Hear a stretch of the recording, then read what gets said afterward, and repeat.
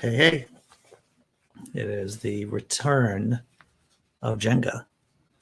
I have my tripod here. I have my Jenga tower here. And I have my rotating surface. So I guess that means I'm ready to play. I already had my third cup of coffee for the day. And with me as always, I have righty and lefty. And I'm just going to start Jengaing and see how this goes. I think I'm going to do this for a half an hour today, since I already streamed for 2 hours, right? And I have to read books. I have to read books. And I have to get ready for tomorrow's show. I have to get ready for tomorrow's blog post. So I'm thinking I can do a half an hour of Jenga-ing with you all.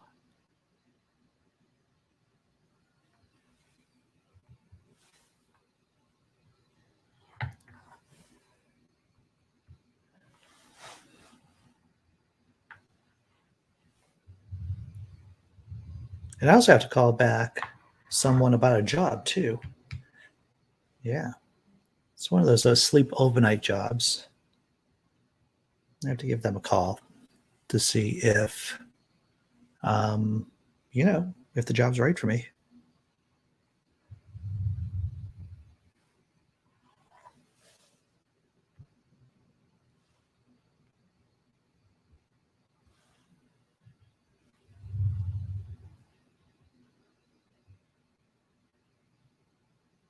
These blocks. Hey, what's up, Phil Lister? How you doing? Where are you? You down in the southern part of Sweden? I think that's what you said yesterday, huh? Sailing around.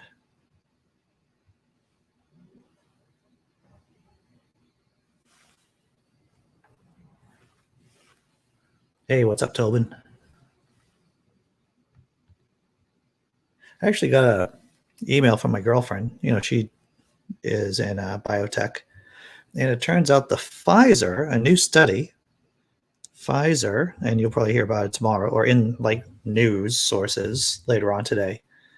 For adolescents, Pfizer has a 100% rate, 100% efficacy in teenagers. So it looks like the Pfizer vaccine is going to get accepted by the FDA pretty soon for adolescents. So that's interesting news. What's up, Derek Bruce? You're in your flat, your apartment. I got you. So once again, I got this email from my girlfriend who's in pharmaceutical. I don't like to say she's in pharmaceuticals. I like to say she's in biotech because it makes it easier on me, everyone, in my brain, right? It makes it easier. So it turns out the Pfizer vaccine works incredibly well for adolescents. And it looks like the FDA is going to approve it sometime soon for adolescents. It is the inevitable return of the great. The great is the Jenga. That's what it is. That sounds weird. Hello, imaginary god.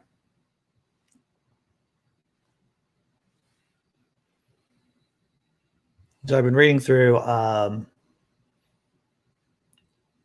the Bible Says What book by Mike Weissman. I'm going to be talking with him about it on Thursday night.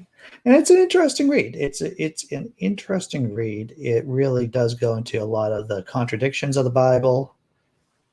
And it goes into the stuff that you don't really hear a lot from Christians, like, God killing kids hand over fist in all different situations.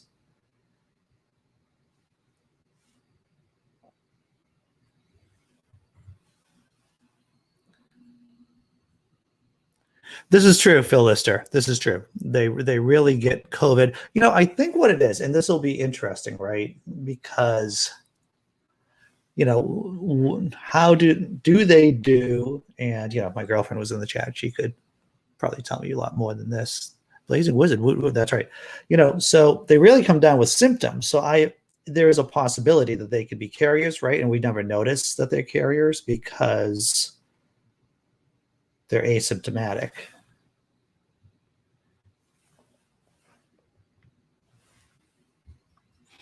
Hey, due for your second dose of vaccine tomorrow. Excellent. Good for you.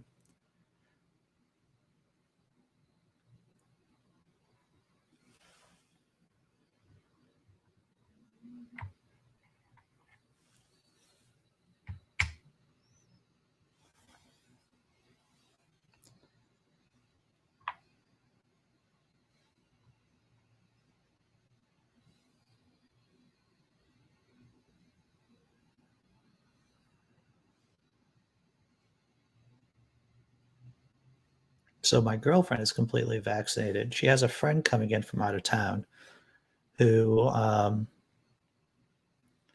is also completely vaccinated, and they're hanging out over the weekend. And they're like, "You want to come out with us, Andy?" It's like, well, here's the thing: I am not totally vaccinated at all. I have heard nothing about when I will get vaccinated, but I'm probably in one of the groups that get it last. Well, that sucks. Blazing. That sucks.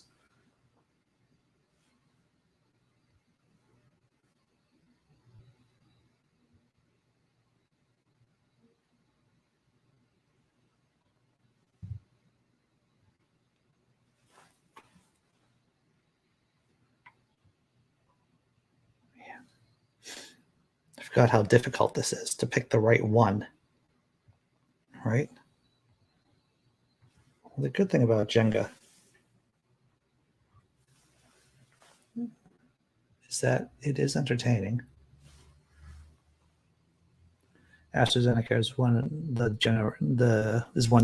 Germans are terrified of because the British. Is that the one with the blood clot supposedly, right? Wow.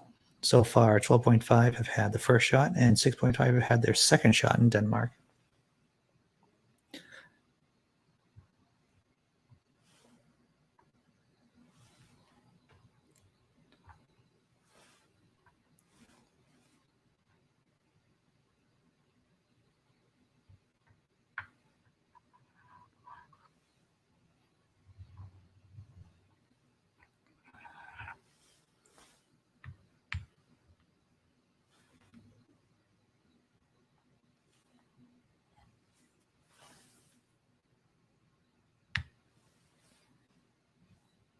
So this is my new tripod. You can't really see my tripod. You can see the effects of the tripod, but you can't really see the tripod.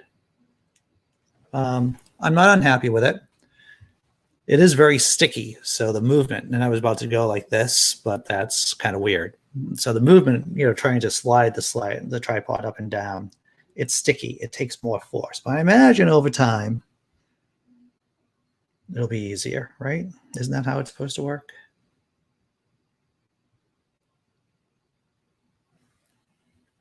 Blood clots. But that's the number of people who would probably have had blood clots. That's what I heard, Phil Lister. I heard that the frequency of people getting blood clots after getting the AstraZeneca vaccine is not statistically significant. In other words, there's no causal relationship from the AstraZeneca vaccine and blood clots and getting blood clots.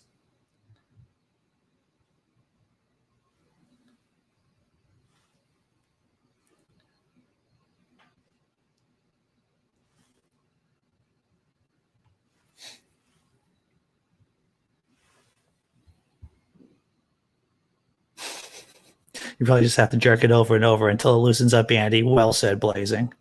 I know what you're talking about. I know. Oh, far greater risk without far greater risk of death without the vaccine. True that, Phil Lister. I've heard, and also I was doing some research, which means reading online and asking my girlfriend if this makes sense.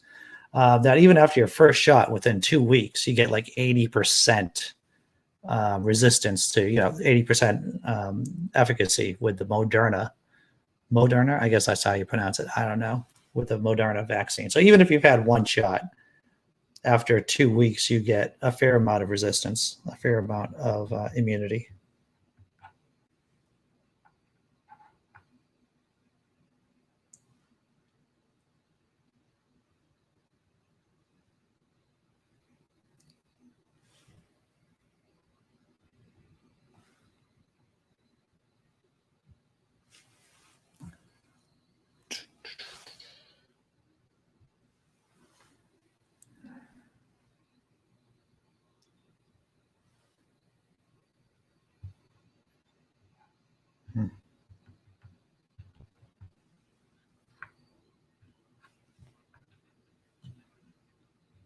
Yeah, so my girlfriend has her friend coming in from out of town, and they're gonna go check out the Salem witch trials stuff up there. Salem is only maybe an hour's drive north of Boston, and some of it's pretty hokey. The Satanic Temple's headquarters up there too. So they're going to head up to Salem. It's like, I don't think I'm going up to Salem, even though it's off season. You know, Salem becomes a madhouse right around Halloween. Should I let it go? I caught it, but I suppose I should just let it go, right? But if I could write it, no.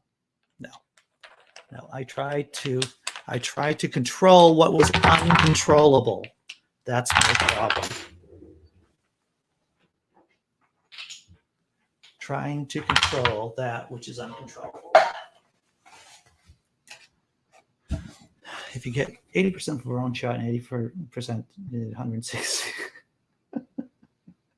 Well, this is anecdotal evidence, but the only person I know in my context who died from COVID refused the vaccine. Yep. Let it go, son. Yeah, you just got to let this go. You're right, Blazing. So if you get 80% from one shot and 80% from wearing a mask, does that mean you are 160% safe? And if two people, exactly, you have like super safety, right? I remember taking one of my statistics classes, and I don't think it works like that, Blazing. I don't think it works like that. I'm going to put on my glasses. Does the Indiana Jones.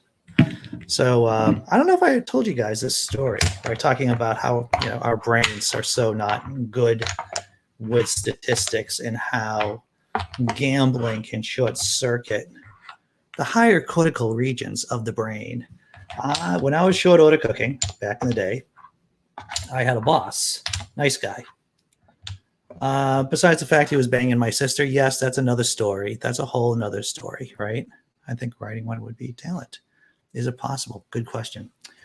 So my manager's name was Dave. Decent guy, but he had a gambling problem. And I don't know, here in the States, we had these, or we still do have these lottery ticket machines, right? You put money into the machine and it spews out lottery tickets.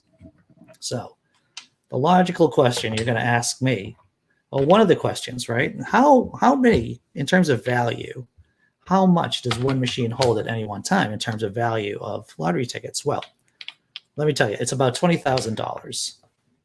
And the reason why I know that is because my ex-boss, Dave, on one Easter, he just was there in the restaurant alone. The restaurant wasn't open, and he popped open the scratch ticket machine because he had a key for it since, he ran the restaurant, and he spent the day just scratching off tickets. Needless to say, he did not win the money he was hoping for. He did not win enough to pay off the machine for the lottery tickets. Excuse me. In Massachusetts, we have one of the highest rates for paying out on our lottery, and I think it's 70% or something crazy like that. So yes, he spent most of Easter Sunday scratching $20,000 worth of lottery tickets, and then he had to make the phone call the next morning to his overseers to let them know what he had done. Let's see what's going on. Second dose extends the period of protection. Yep. Yeah. All right, here we go. It's a nice looking tower, isn't it? Nice looking tower. That's what I think. What does this t-shirt say? This is one of my classic t-shirts. It's a classic t-shirt because I made it, and I think it's pretty good, and it was in the Trump era. I made it in.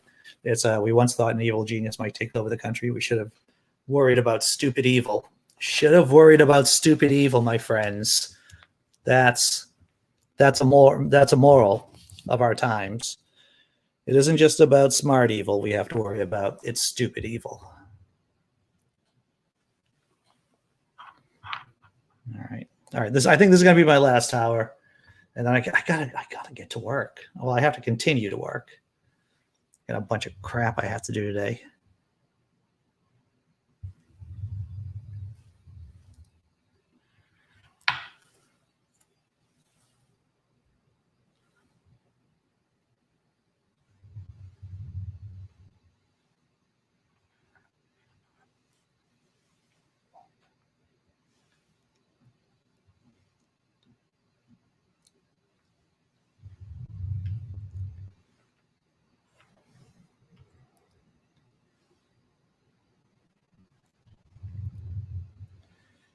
Do, do, do, do. It's very whooshy outside today, very windy here in the Boston area.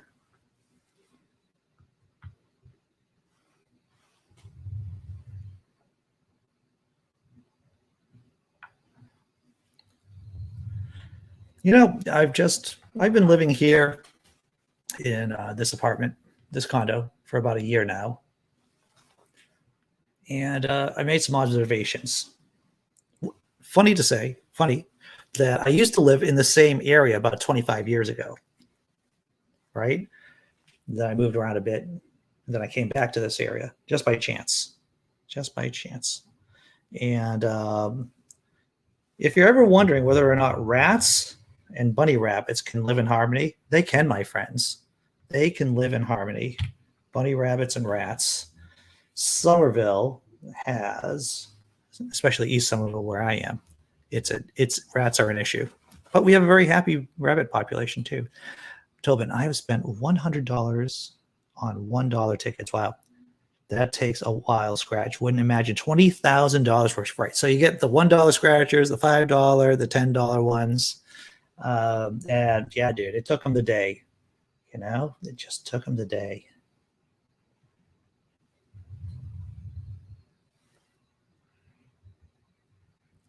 You know, he wasn't a bad guy either. He just had a problem, right? He just had a problem with gambling.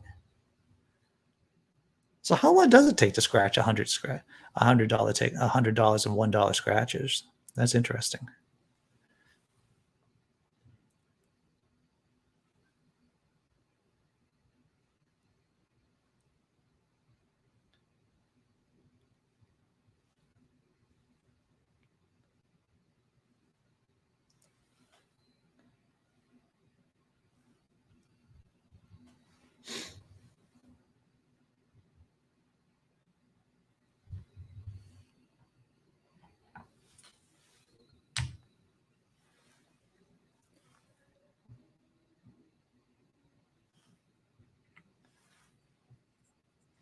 So I saw this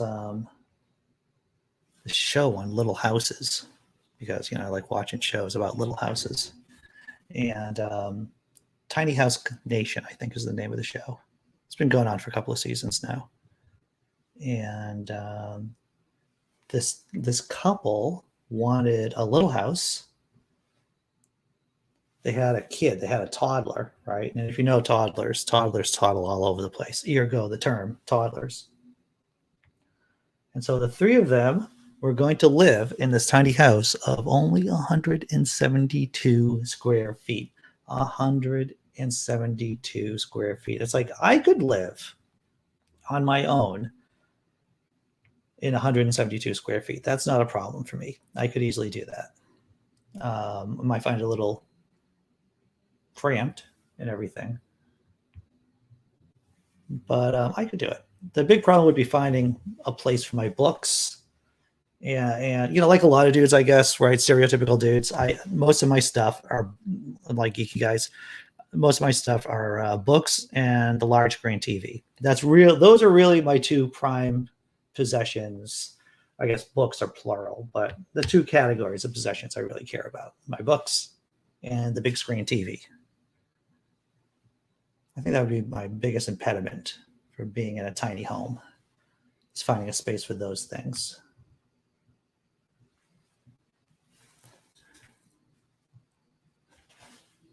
Two second, I have to convert from feet to meters, and then figure out how that squares off. Yeah, it's really small. It's really small. 172 square feet for a toddler.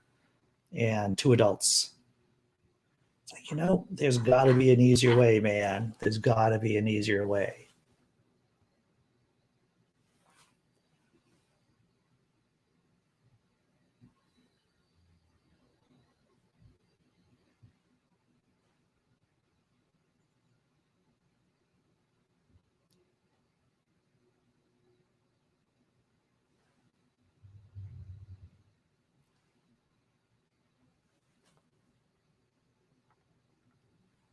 Oh, yeah. Look at that. Did you say 172 square feet blazing? That's less than 1/2 of my old apartment.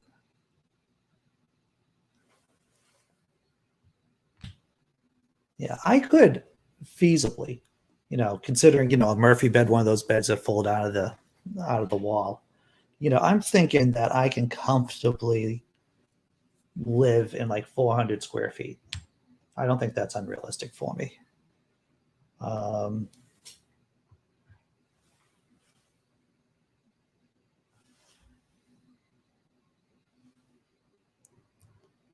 My place that I had before I moved in here was 585 square feet, and that was fine. I had no problem with that.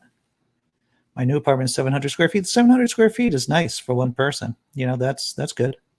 My flat in England is a studio flat, small but adequate to live in. Yeah, when you visit there, yeah, definitely. You don't need, especially if you have, and I forget the French term for it. My girlfriend knows the French term for the apartment that you just kind of have to crash in. The tete-a-tete. I know that's not the word, but yeah, 700 square feet. You could live with less. Yeah, I think about that Fight Club quote, right? The Tyler Durden quote is that the stuff you own begins to own you. And I'm like, yeah, I can't be that person. I've never been a big person into materialism, into owning stuff to begin with. People do some creative shelving, hideaway nooks. Yeah, utilizing space is a task. It is really cool. I will say this. A lot of the tiny homes are very inventive in terms of being able to utilize space and using collapsible tables and hiding tables and everything like that. Yeah. So, so I could live in like 400 square feet with like a normal apartment. I think if I had a super economized space, I could live in smaller than that. I could live in a smaller area than that. Like before the apocalypse, you would walk through, and I'm just going to show you how white I am. I would walk through like the IKEA, right? Typically, I would go with someone else to the IKEA, and I would, walk around while they're making their choices. So I would go into the area of the IKEA where you can live like this for 300 square feet or 350 square feet. And it's like, yeah, I could do that.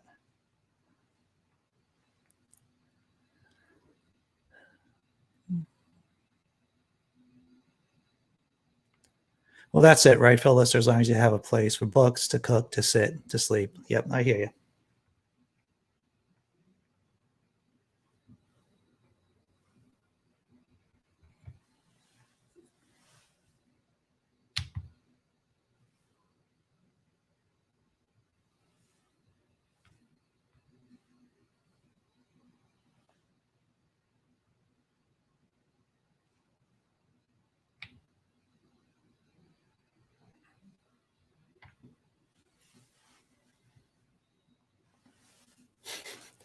I haven't. I'm sorry, blazing. I just saw this.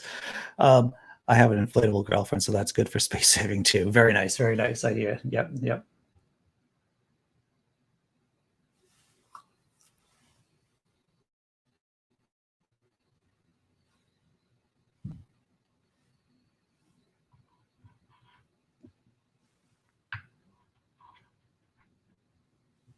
I was doing research for that satirical piece I did the other day about a Marjorie Taylor Greene sex doll. Yes, I wrote a piece about a satirical piece about a company building a Marjorie Taylor Greene sex doll. And doing research, I guess there's a brothel in Paris. It's in France somewhere that it doesn't have live women. It just has sex dolls. So you go in there and you pay to have intercourse with like a with a sex doll, and I'm like, I don't know, man. I mean, if that's your thing, all the more power to you. But that is definitely not my thing.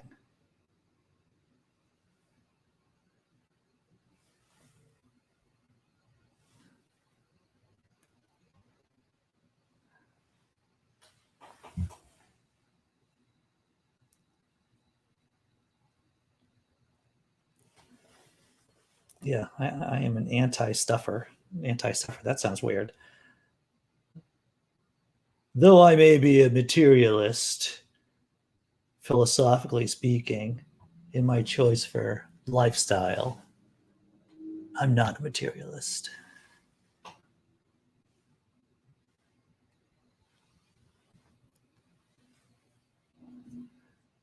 Oh yeah, I heard about that place. Cops, nice, nice.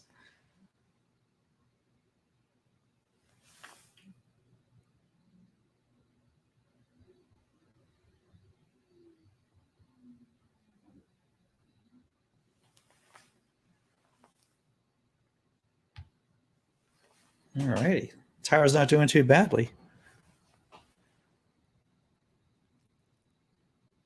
Anti-stuffer sounds like a teddy bear murderer. Indeed, indeed.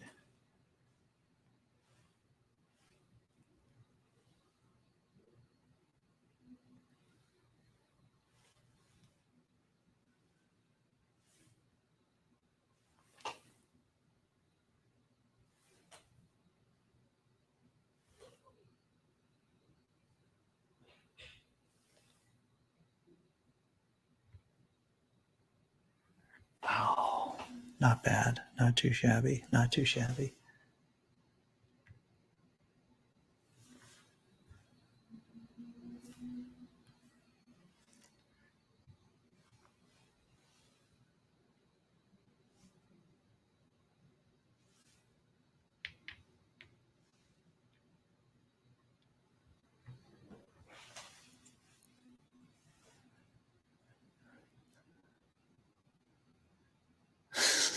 I just ate and lit a spliff, and this is when my brain is best at making jokes. It's funny, Blazing. I'll say that my best writing time, the time where I'm best at writing fiction, comedy, or nonfiction, it's in the morning. I can summon the muse probably between 8:30 and 11:30. For those 3 hours, I'm pretty good. Mid afternoon like this, I can write, but it doesn't seem so satisfying. It just doesn't seem so satisfying.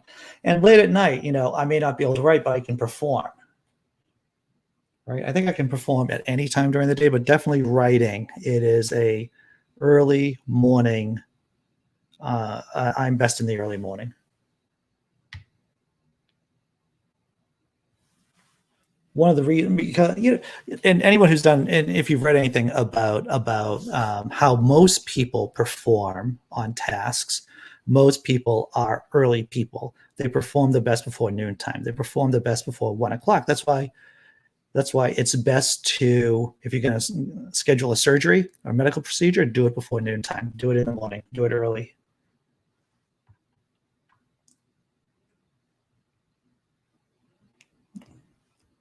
I have a book about it somewhere kicking around the library downstairs in my collection of books.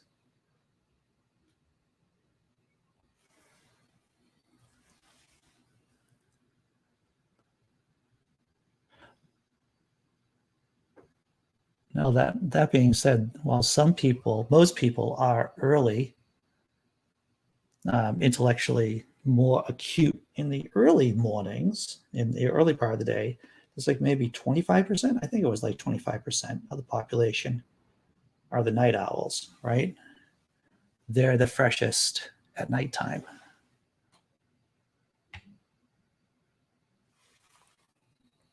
Yeah, some people are just better at the night owl stuff, right? Yeah, some people like that. Like I said, it's a small percentage. It's like, I think it's like 25% maybe. I know I've told this story before. When I went back in the 80s, after I got out of high school, I was dating a guy. Yes, this is Andy's LGBTQ story here. One of my LGBTQ stories. And I was my boyfriend was an artist. He did comic book drawings. What did he do? He inked some Tick comics, some old school comics, the Tick, the original ones. I think he might have lettered a few of them too. But he was always a night owl, and I was always in the early morning. And this is how I caught mono. Is that I was active in the morning, did my job, worked at my job, and then he was up at nighttime. So I was up at nighttime too, hanging out with him. And this just went on. And it turns out that people need sleep. It doesn't matter how old you are, people need sleep. So I was hanging out with a bunch of friends of mine. You remember The Tick? Yeah. The Tick, great Amazon show. There was a live action, I think, for one season. It was on Amazon Prime.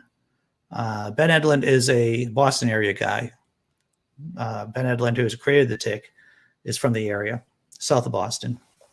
Hung out with him a handful of times. And Ben's done a lot of stuff in his career too. He's done some executive producing on Supernatural, the show Supernatural, as well as Angel, the Buffy the Vampire Slayer spinoff. And in fact, Ben's episodes on Angel in the last season are some of the best episodes of that series. King Tunes. He was the big blue thing, right? That's right, Blazing. Right. He was the Tick, nigh invulnerable. Yeah, so I was hanging out with my friends, my boyfriend and our associates one night.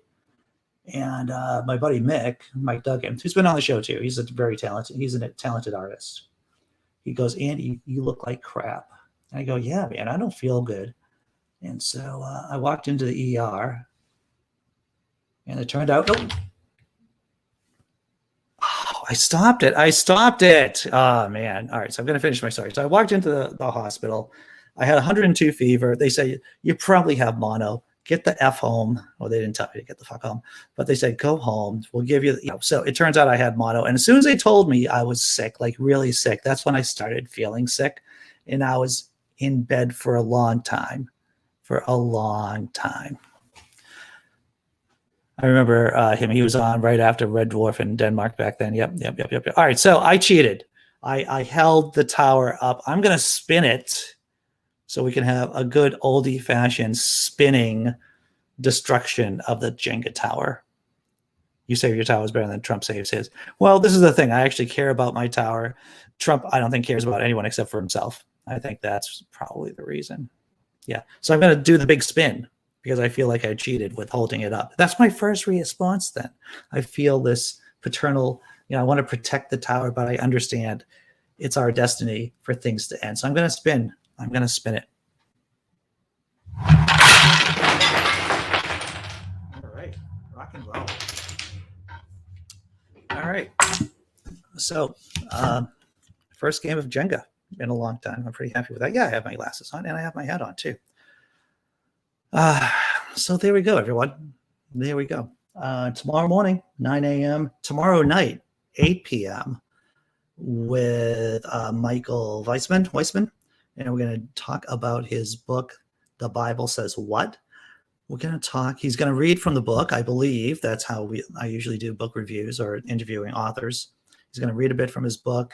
He's going to talk about his experiences on his podcast, The Bible Says What?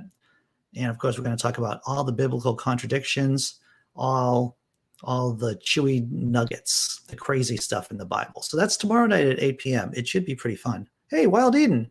Oh, you're right for the great finale, for the grand finale. That's right. That was the best part of the show, to tell you the truth. That was a great part of the show. All right, everyone. Well, thanks for showing up. I had fun. I like doing this. I have to unlearn trying to hold the tower together. I have to learn to let go. Maybe that's what Jenga is all about, learning to let go and not hold on to things. I don't know. But I'll see you tomorrow, everyone. Take care. Be strong.